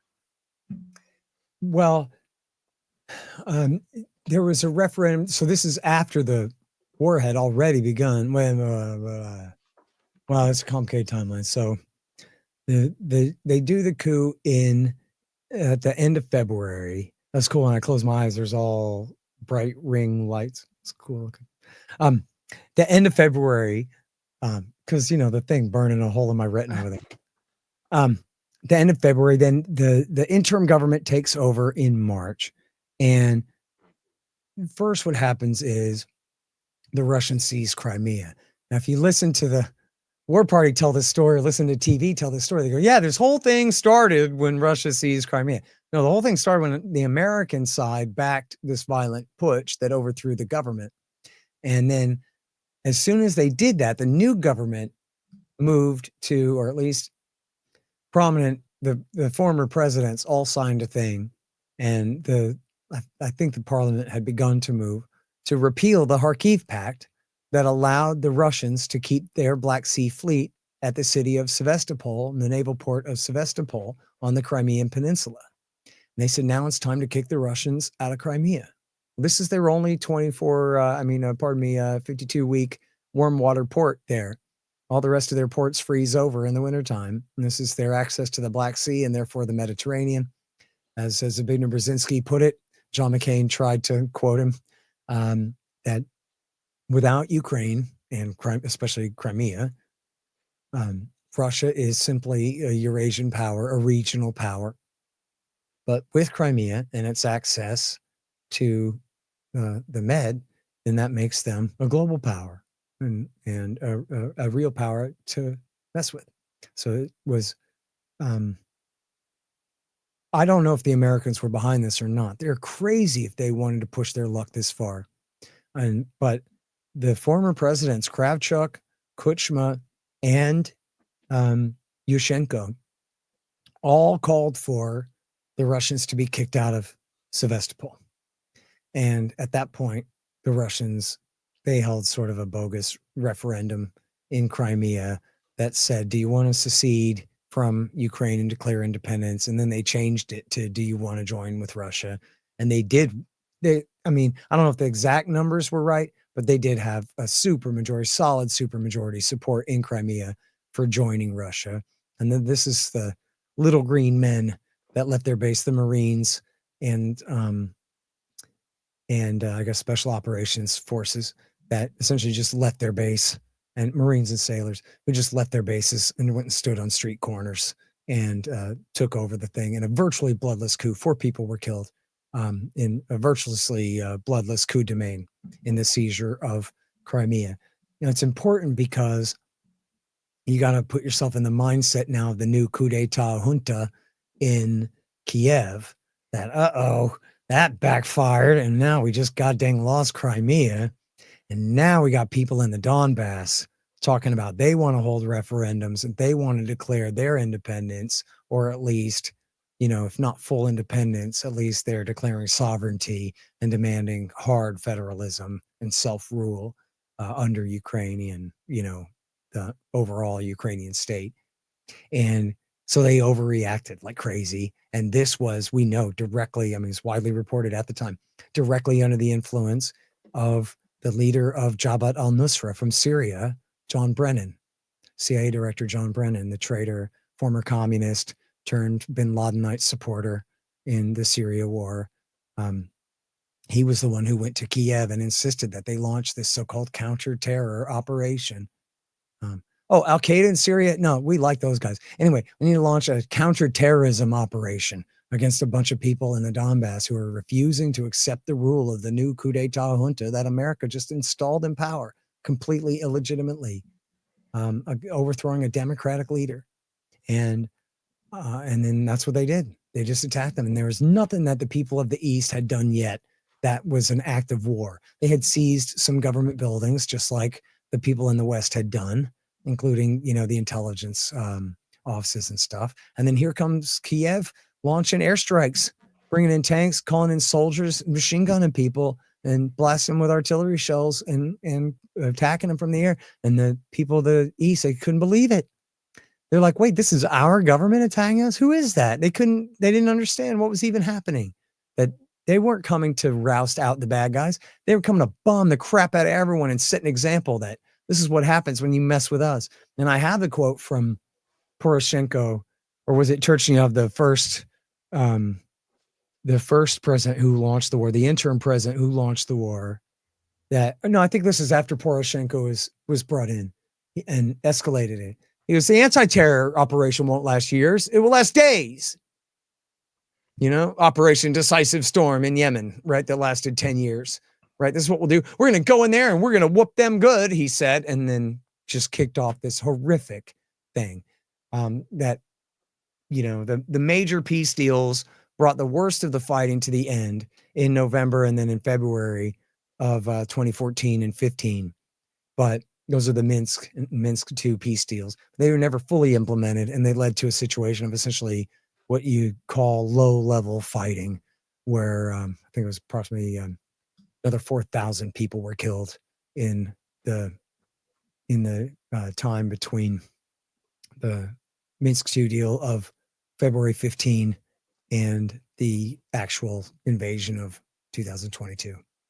So this Donbass war is between the new state in Kiev and the people in eastern Ukraine who voted heavily Yanukovych. Yes. And then as the war party says, and Russian troops, but that was always overplayed. It was a denial. It was like George W. Bush pretending that the entire insurgency in Iraq was all led by Zarqawi, like, well, that's not exactly what's going on here. In fact, it was the locals fighting with some assistance by special operations forces. But the only major incursions by the Russians in the original war were in August of 14 and in February of 15. And then that was it. Other than that, it was like deniable volunteers, just like we have American volunteers that go and fight on Ukraine's side who really aren't necessarily sent by the Pentagon at all. They just go and join.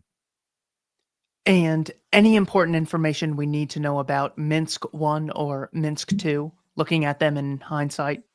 Yeah, I mean, the basic deal is, and this was agreed by the Germans and the French and the Russians and the Ukrainians, and then America, Obama, and the UN Security Council put their rubber stamp on it. So these are the official peace deals. That's first of all.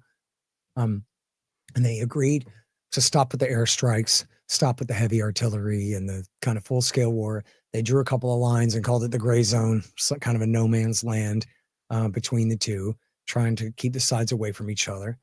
And then what was supposed to happen was they're supposed to amend the Constitution to grant hard federalism, like real statehood almost, to the Donbass oblasts, particularly Donetsk and Luhansk. That's what they're called there, make up the Donbass. And then they were supposed to hold elections and under international supervision.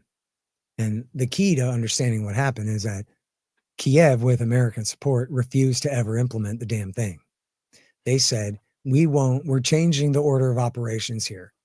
Russia has to pull all their troops out of the country, which mostly they were kind of mythological anyway. It's like George Bush saying, we'll know that Saddam has disarmed when he brought all his chemical weapons to us. You know what I mean? We'll know the Russians have left when they all up and leave. It's like, well, where are they?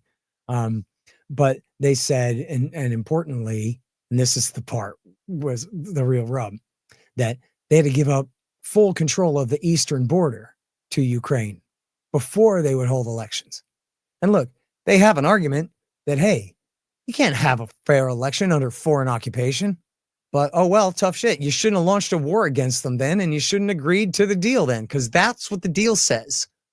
Now they're altering the deal. Barack Obama and the Poroshenko government, we never meant to sign on to it. And they all have admitted this later, boasted about this, that really it was a ruse. Just give us time to rearm, just like they accused the Russians of. Give us time to call it timeout and rearm and get ready for the next phase of the war when it comes soon enough. Because they knew that that was a poison pill and a deal killer. The Russians are never going to give the Ukrainians full control over the border before they ever even hold elections or implement other parts of the deal. But so, you know, it's funny to listen to them talk about, well, it was a bad deal. Oh, what? Yeah. This is the rules-based liberal world order. The Americans and their friends can do whatever they want. They can kill whoever they want. They can break any treaty they want and tell any lie they want, steal any amount of money or any property that they want. And everybody else is the bad guy. I'm going to do that next year on my taxes. Keith, how come you didn't pay? It was such a bad deal. I saw what the money was going towards in Gaza, and I just didn't want to chip in this year. It was a very bad deal. As far as you ratified the 16th Amendment, Keith, you're responsible. That's right. I shouldn't have done that. I had too much to drink that day.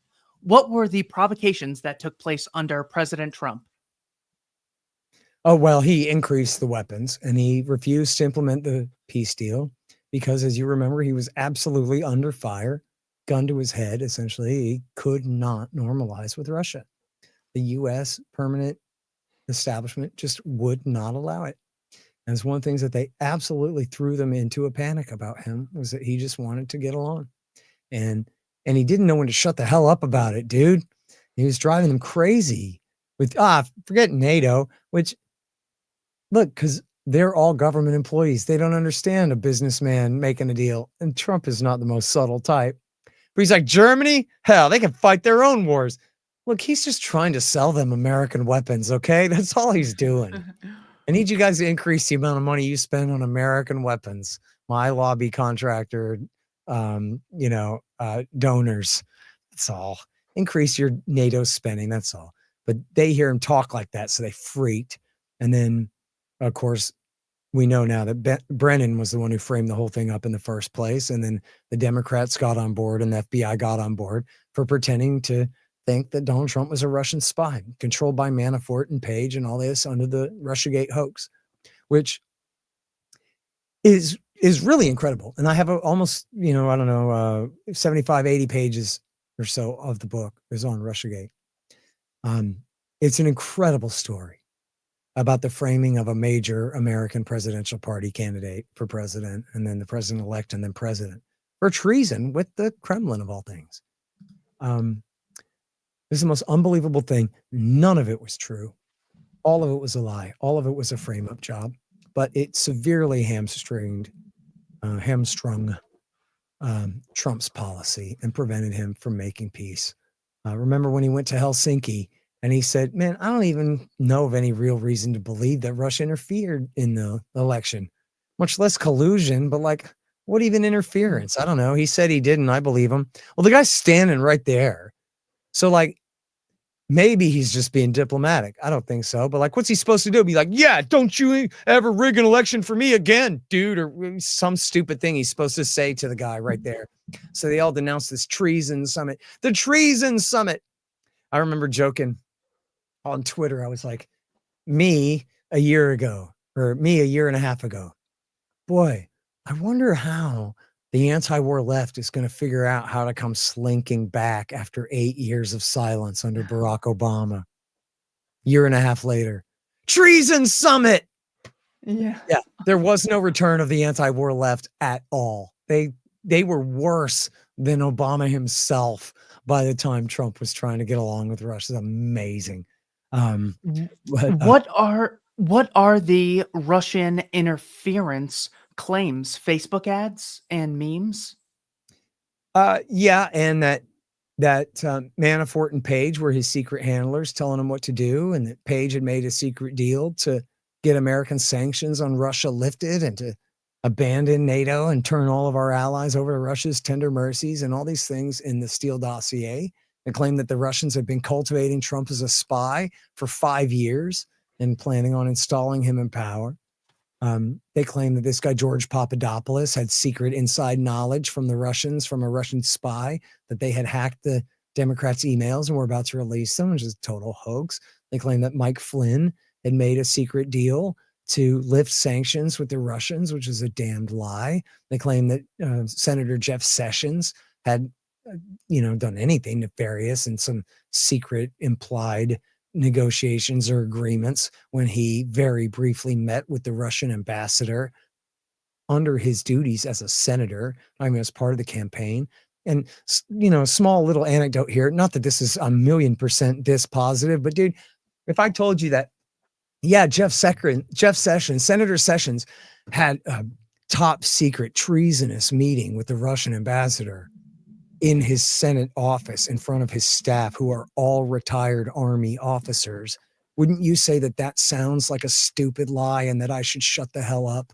Because of course that's a stupid lie. How dare they say that? They're accusing those Army officers of treason too. They're standing right there letting Sessions get away with selling America out to the Russians. Why aren't they being court-martialed, like summoned back to duty and court-martialed? Because it's a lie. That's why. It's a damned lie. All of it was lies. Oh, Facebook ads, rigging the election, and every bit of it. And that Trump was going to sell out our policy to them, that he was their Manchurian candidate, that they had done a successful coup and had overthrown Hillary Clinton in a coup, in a color-coded revolution, you could call it, and prevented Hillary Clinton from taking her rightful place on her throne and all this. And that Trump then was an illegitimate president who had no right whatsoever to sign or veto a law or to order troops to come or go or a single thing. And it's just incredible. It's just incredible. It's unbelievable. And I my section on it is great, but I'd encourage people to read the Durham report, which is not complete, but it's the official investigation into the investigation and where the thing came from. And it is just an absolute outrage, dude. You will not be friends with your Democrat friends anymore when you read it, dude. It's horrible. It's unreal.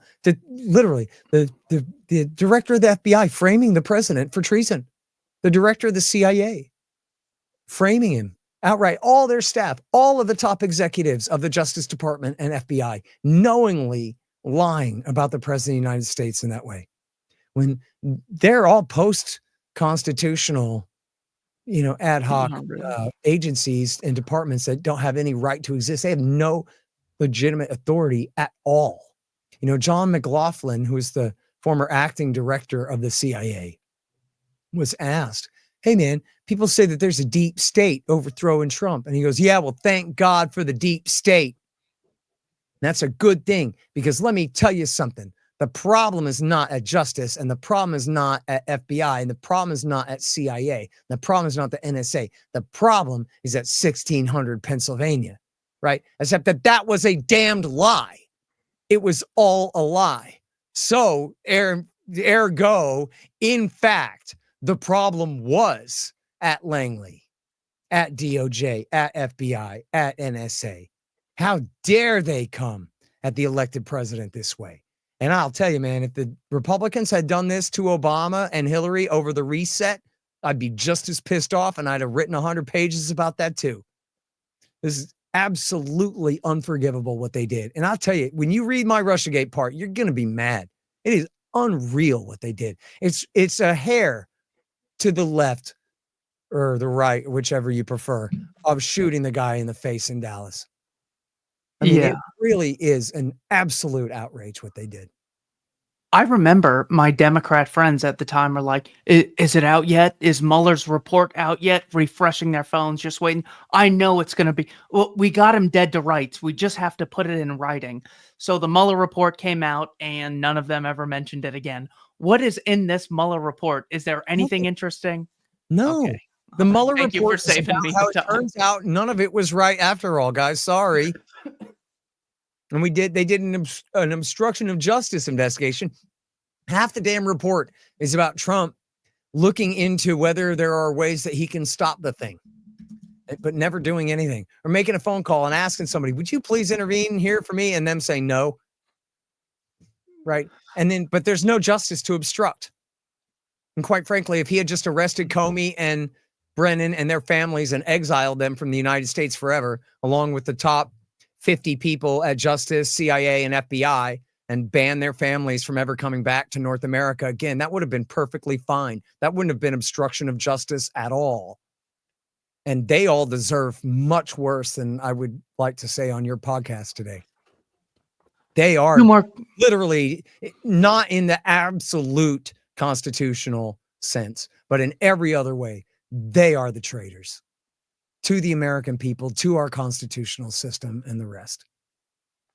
Of course, yeah. Provoking war with a nuclear power, certainly more treasonous than anything I could think of.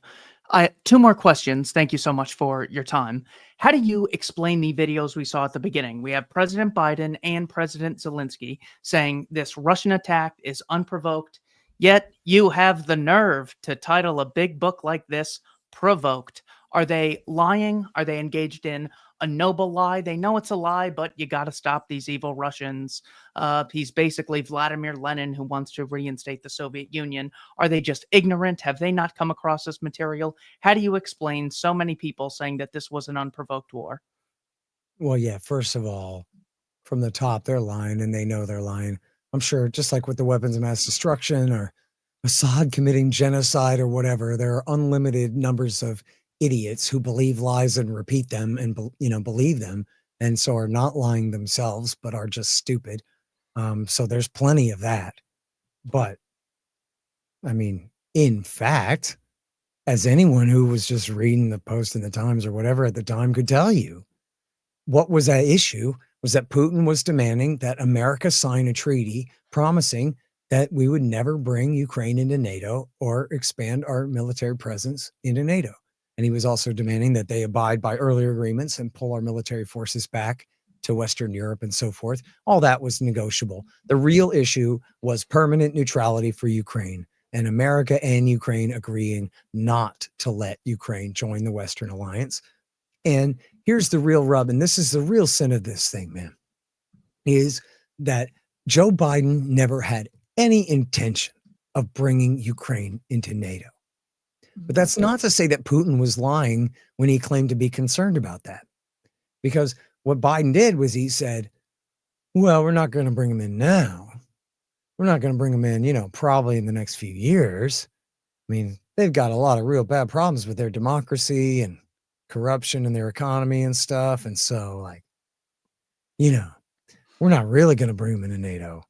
But what we are going to do is we're going to refuse to ever promise that. We'll never put it in writing. And we will continue to increase interoperability, training and production between our military and theirs. We'll do everything we can to make their military essentially a de facto asset of NATO and the West. So that, for example, if Poland was invaded by Russia and the NATO Article 5 treaty kicked in, or Article 5 of the NATO treaty kicked in, and America went and fielded forces in Poland to go and fight the Russians, that we would essentially be able to bring the Ukrainians in on our side because they would already be NATO compatible. They would already have our communications, our weapons, our standard size artillery rounds, and whatever. That's what they were working toward, was making Ukraine a de facto member of the alliance.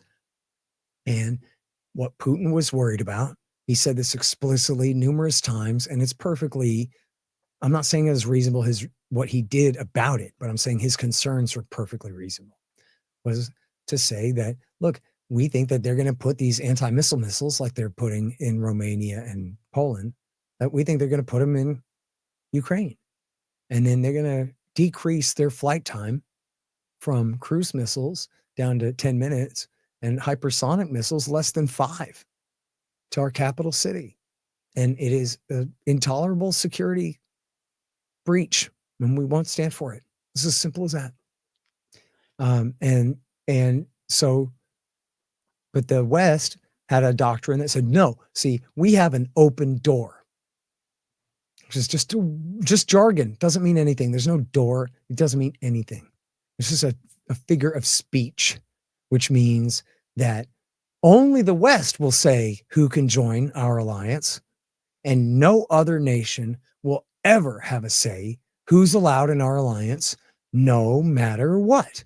Even if it's the Russians saying, listen, man, this is our Canada, and we're just going to not let you do it. It'll lead to war. We promise. Niet means niet.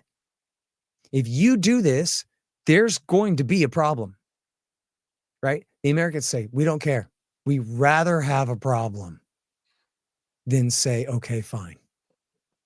And that's it. And so they essentially have sacrificed the people and the nation of Ukraine on the altar of their absolute ridiculous, stubborn bullshit, Keith. That's it. And Ukraine is never going to be a NATO member. If they ever intended on bringing Ukraine into NATO, what is that? That means that they intend to defend Ukraine. Well, here's Ukraine getting bombed every day, and they're not defending them, are they? They're not pulling our Navy into the Azov Gulf there, or that Azov coast, and bringing our heavy guns to bear on Russian forces, are they? They're not bringing in our B-2s and B-52s to carpet bomb Russian forces in the Donbass. Why? Because then we'd all die in a thermonuclear war. That's why, because it would lead directly to war between NATO and Russia, and that would lead to general nuclear war. And so, no. So in other words, Biden himself is saying, go ahead and take as much of it as you want, Putin. Go ahead. We know you'll forever be able to prevent Ukraine into joining our stupid alliance, but we're at least going to give them a bunch of weapons and make it very costly for you. That's it. And now they admit, which I think is true, that they've known all along, just as we've said all along, that Russia's going to keep the Donbass. Ukraine is not getting, they're not going back to 2013 borders, 1991 borders. Forget it, pal. You can now read this. You can now, in the fall of 24, read this in the Washington Post and the Wall Street Journal and the New York Times. That like, yeah, well, okay, yeah, okay. And then what do they say? They go, well, that was always the plan. We knew that we weren't going to be able to force the Russians out of Ukraine. Well, but wait a minute. What about 2 years ago when you said, the goal is to push them out of every square inch of Ukrainian territory, including Crimea? Remember that? Remember this? They say Russia has the second strongest army in the world. Looks like they got the second strongest army in Ukraine. Remember that? No, actually, in fact, Russia is going to have as much of Ukraine as they want eventually. And as I said, they have not even launched a full-scale mobilization and a real full-scale war here. They're fighting with their reserves here. They fought for a year. They fought with prisoners working for the mercenary group and saved all their soldiers in the rear. People are like, oh, look how desperate the Russians are. They're using the Wagner group. They're using the Wagner group because of how desperate they're not. Idiots. They just tell themselves anything. Bunch of damn Democrats don't know the first thing about it. You know, It's incredible to read Dwight Eisenhower's words talking about how, look, Soviets are bad, and, I'm open to maybe making peace with them, but we will go to war in Guatemala. The Soviet troops and Soviet weaponry is not allowed in Guatemala. America doesn't even share a direct border with Guatemala. Right. So imagine, what do they share? Ukraine and Russia have like 1,200 miles or something, kilometers of a border together. So I do not like statists from any country, let alone Vladimir Putin. But to say that this is just some bizarre attempt at world takeover, I think is completely ridiculous. It's a total. And look, let's do the Canada-Mexico analogy here real quick, Keith.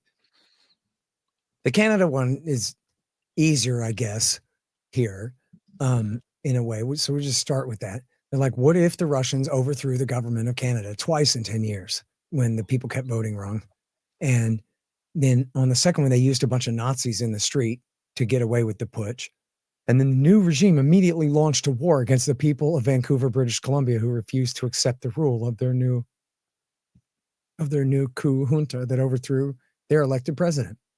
And then they started threatening to kick us out of our naval bases in Alaska. Right. America would invade Canada and probably nuke Moscow. That's what would happen. America would sack Ottawa. If America had to call up every last reserve and policeman in America to sack Ottawa, they would do it.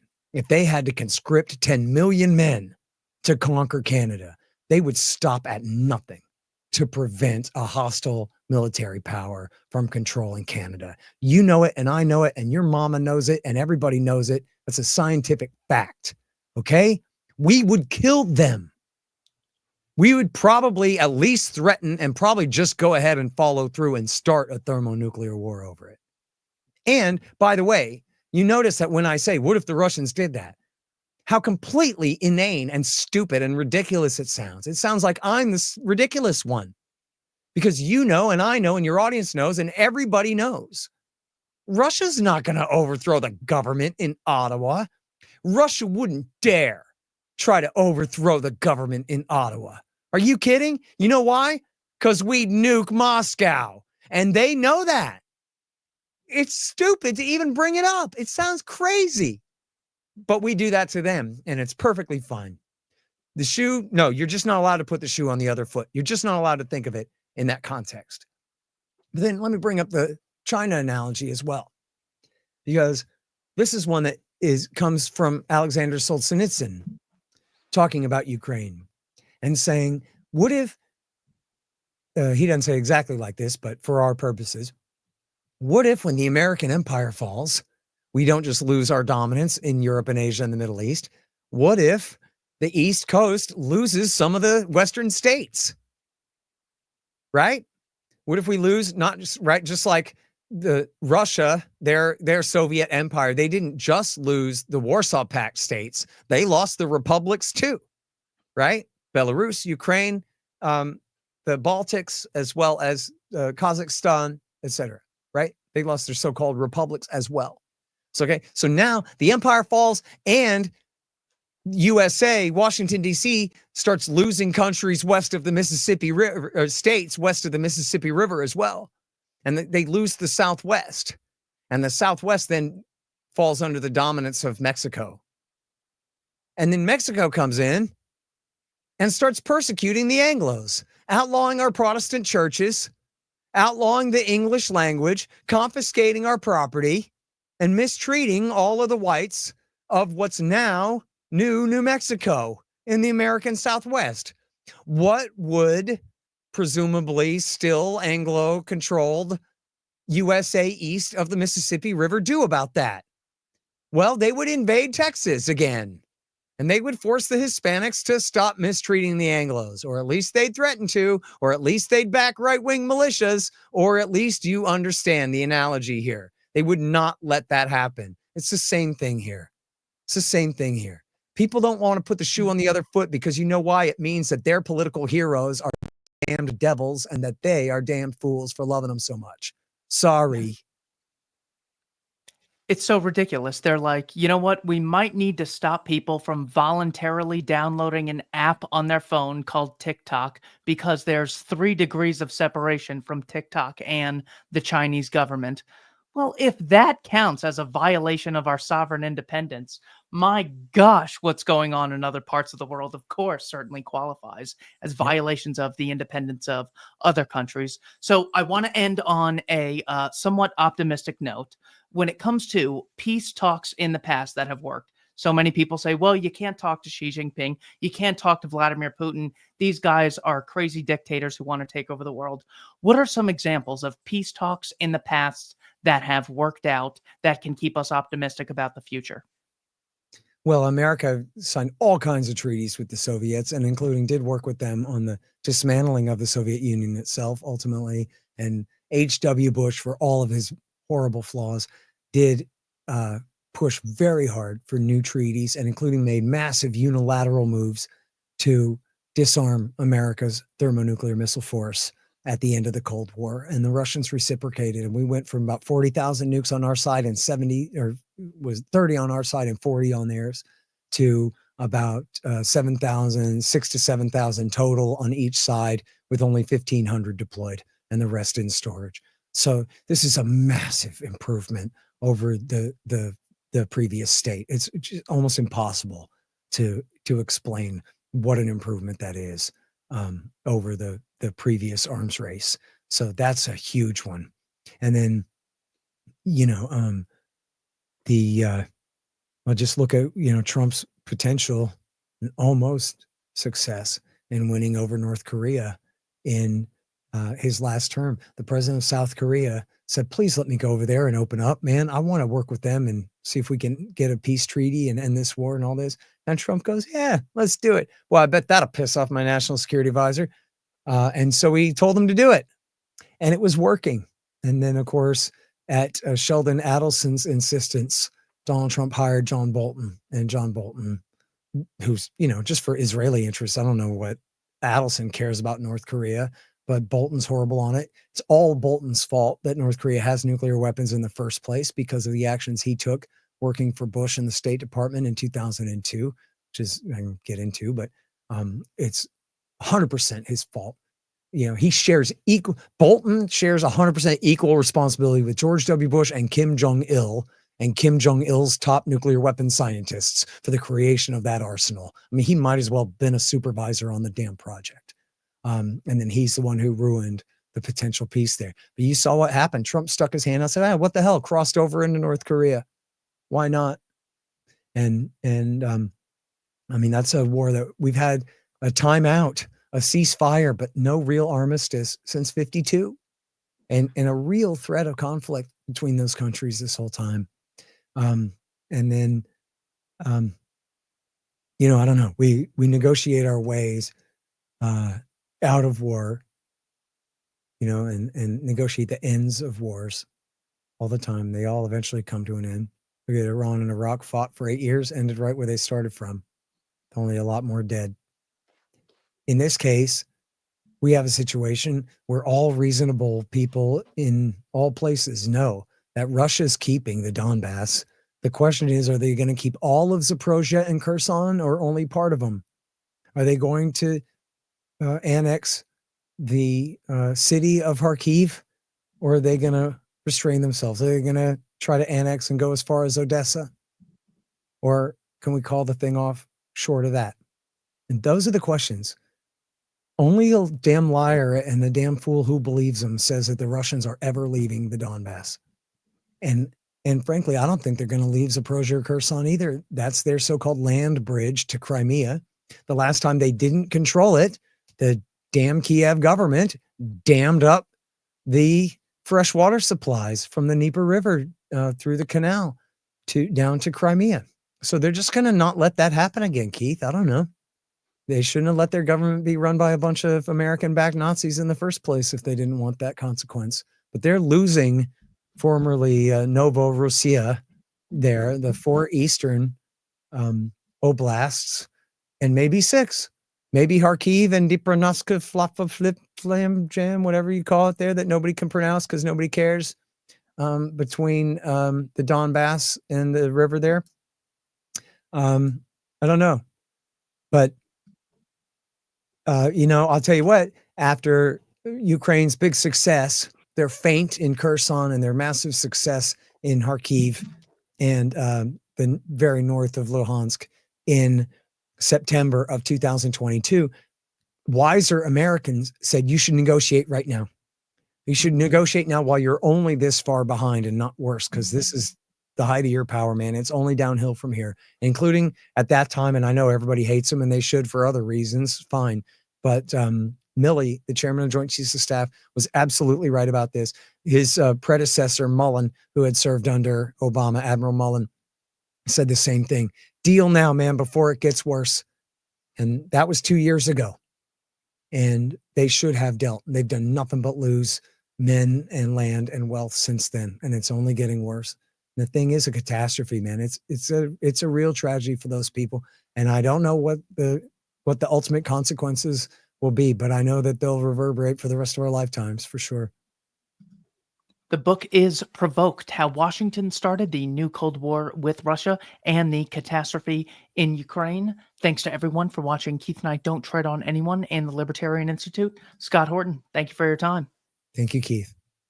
President Putin declared in the autumn of 2021, and he actually sent a draft treaty that he wanted NATO to sign to promise no more NATO enlargement. That was what he sent us. And that was a precondition for not invade Ukraine, Of course, we didn't sign that.